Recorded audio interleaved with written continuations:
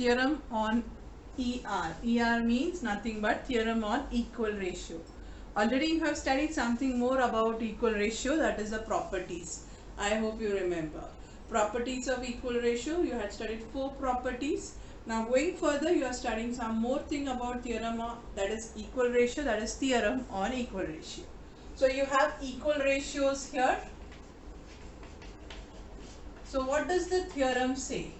The theorem says that you can add the numerator, at the same time you can add the denominator.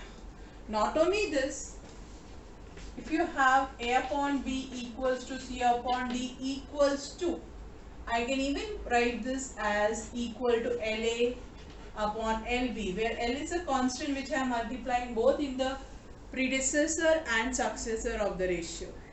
Same goes for C and D. And I can further say that this is also equal to LA plus MC plus LB plus MD. So this is what is the, so let us just have a look at it with the help of the examples from the exercise, so that you understand better how can we use theorem on equal ratio. So we can add, right? So when we are adding, we can have a minus term also like this. Is that very clear? So let us have a look at it now. So let us go to exercise 4.4 to start with theorem on equal ratio. Fill in the blanks. The first question, x upon y, x upon 3 equals, x upon 7 equals to y upon 3, and hence you have to find the value of x upon 7, y upon 3 equals 3x plus 5y. So what are we doing? We have to multiply 3 by 7 and 5 by 3. It only happens by theorem on equal ratio. So what do you get?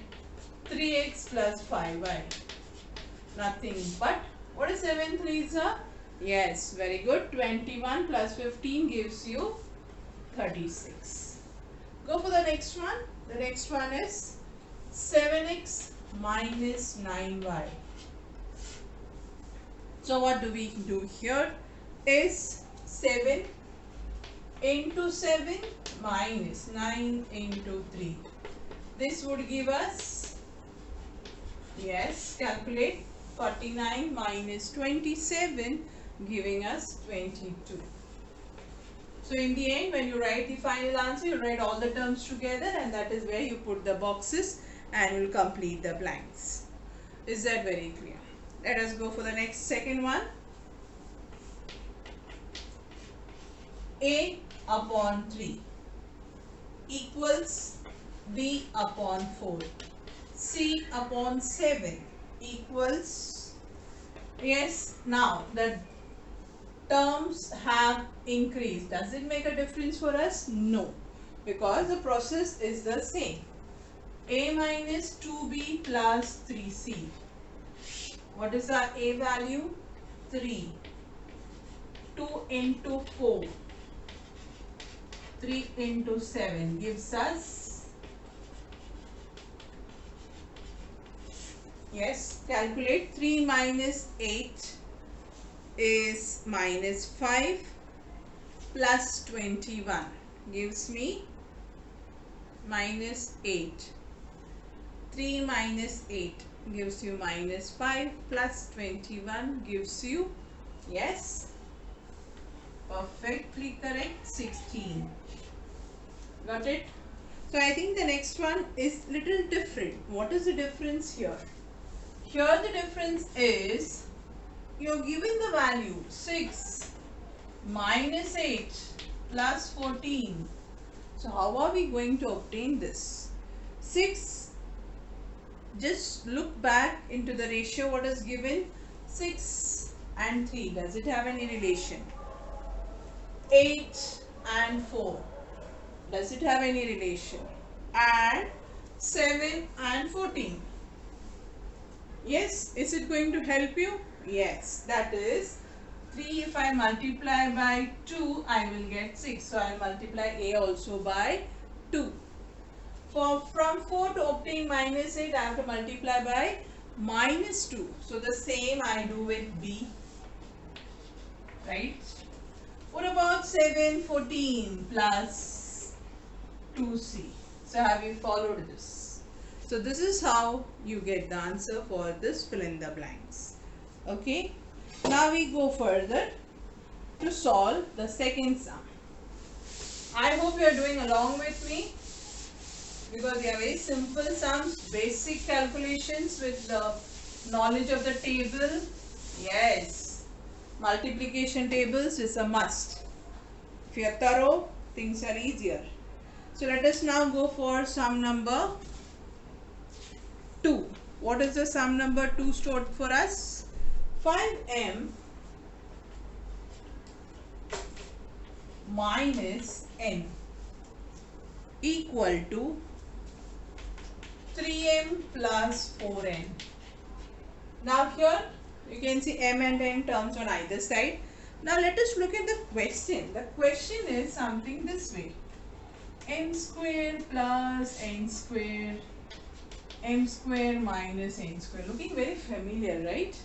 Why is it familiar? It is similar to what we did in the previous exercise. Okay, using the property of componendo dividendo. Very good. So let us do this to get the value of m upon n. Unless we don't get it, how can we do m square n square? So let us solve this first. That is 5m minus 3m equals 4n. When n goes the other side, it becomes plus. So what is 5m minus 3m gives you? Perfectly correct, 2m. And here we have 5n. So what is m upon n? If I keep m here, the 2 has to go to the denominator here. And from here, n comes here to the denominator. So 5 remains as it is. So m upon n equals to 5 upon 2. So how do we find m square plus n square, m square minus n square? Let us start. Yes, the old process. Yes, you can also do by K method. I'll just teach you that K method here, because I have found some of you find it very simple. Okay, after this, I just do alternando. Instead of that, here itself if I find in this part itself, m, I keep n there itself, m upon 5 is equal to n upon 2. Okay, and I say let this be equal to a constant k.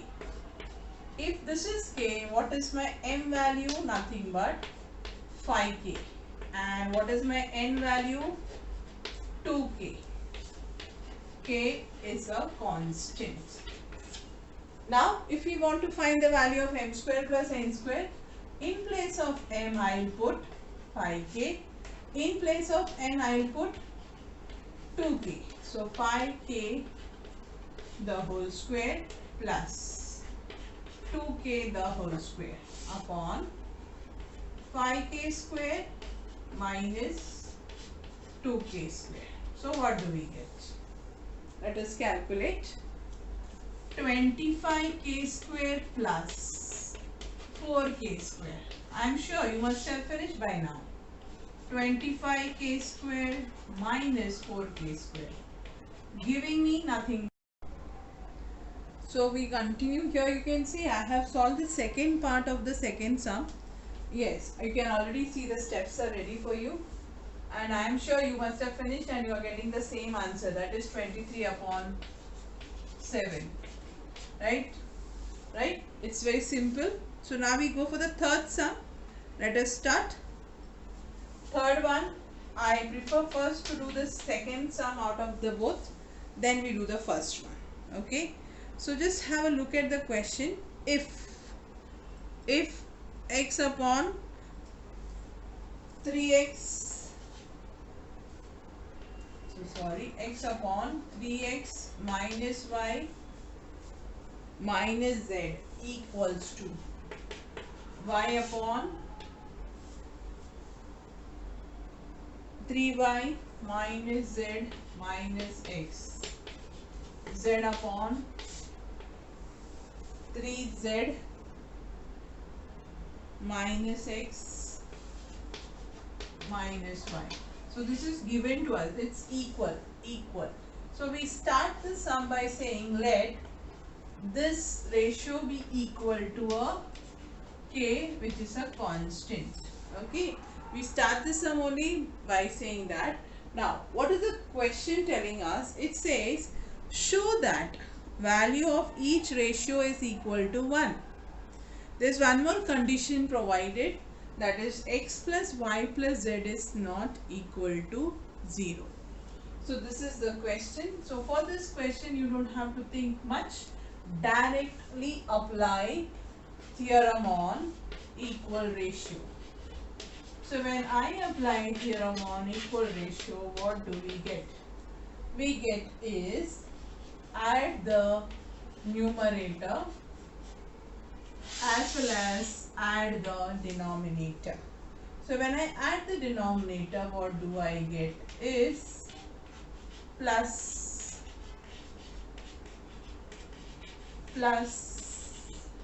since it is plus, I am not putting brackets because plus doesn't harm anyways, right?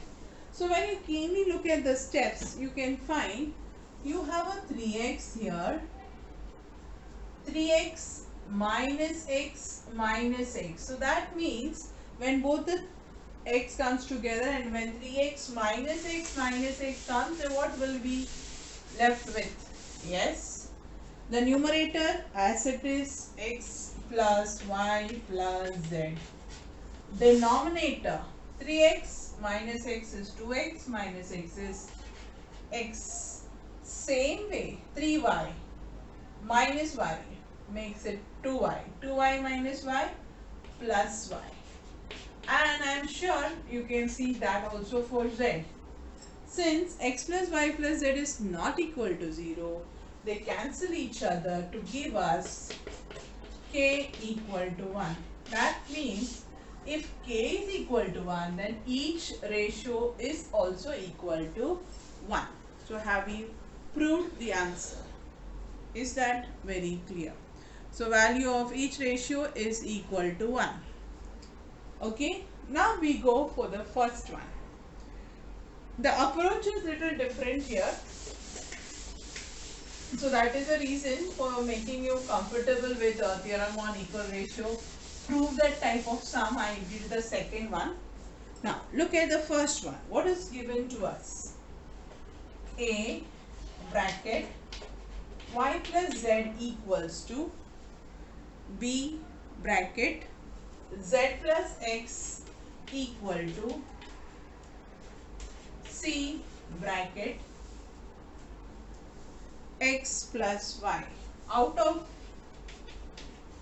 which what they have said a, b, c, no two of them are equal. That is what is the condition given. And when you look at show that, in that show that you can see in the numerator there is no ABC term at all. It is only having y, x, z, but in the denominator we have ABC. But here we don't have a denominator. So let us bring a denominator. Okay. So what is the denominator we bring in? We do is we divide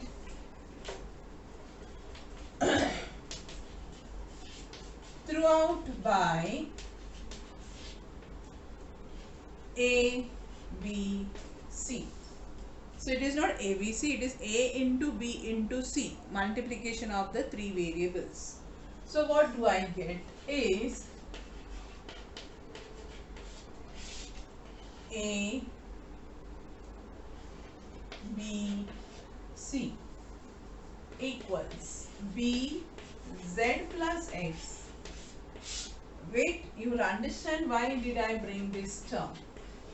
Might be right now you'll wonder why ma'am is writing this, but wait. You'll follow the step once I finish it. Have you followed this much? How I am getting the terms here? Now, let us start cancelling. Is there any possibility of cancellation? Okay, so before cancellation, let this be equal to k, a constant. Now let us see which term gets cancelled. A,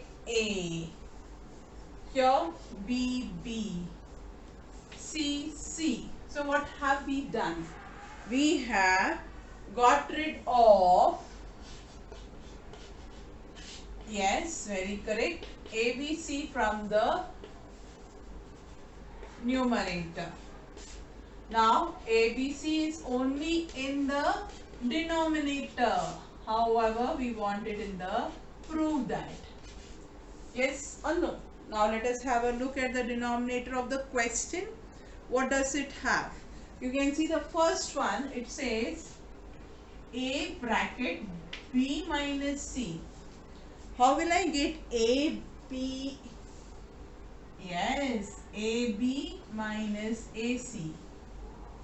AB minus AC. Where is it possible? Yes. So what we need is, we need this 2 ratio. That is equal to K, and we work on these 2 ratio to obtain this. So whenever we do some activity with the denominator, the same will happen with the numerator also.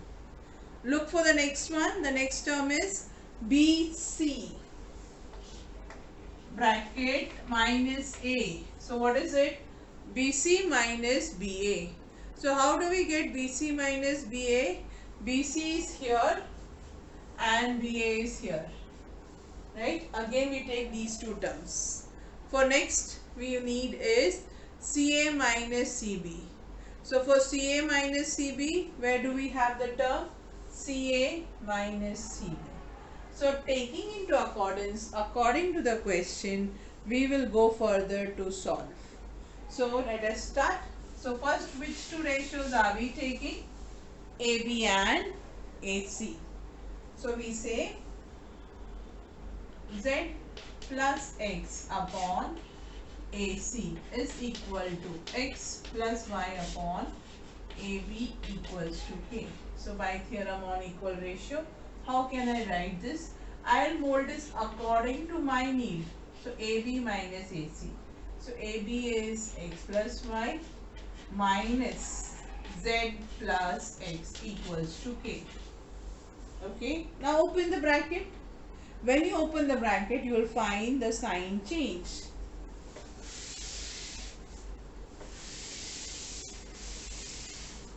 So what is the sign change you find?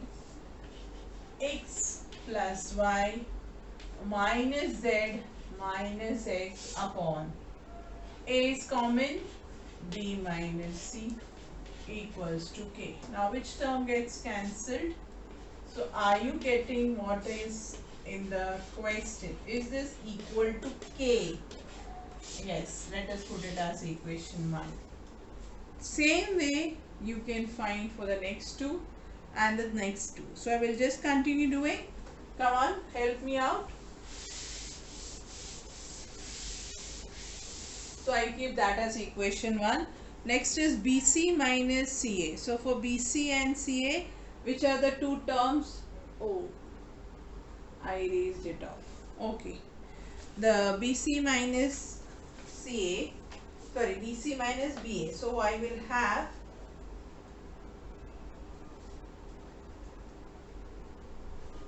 Y plus Z upon BC equal to BA. X plus Y upon BA is equal to K. Okay, now I pick this 2 and I apply by theorem on equal ratio. What is my denominator? BC minus BA. So similarly, Y plus Z minus X plus Y is equal to K. Open the bracket, you get something like this. B is common, so C minus A in the denominator. What about the numerator? Y plus Z minus x minus y, plus y minus y gets cancelled, z minus x upon b into c minus a equals to k, equation number 2. So now I think you know how to get the equation number 3. So after getting the equation number 3, all the three ratios are equal to k.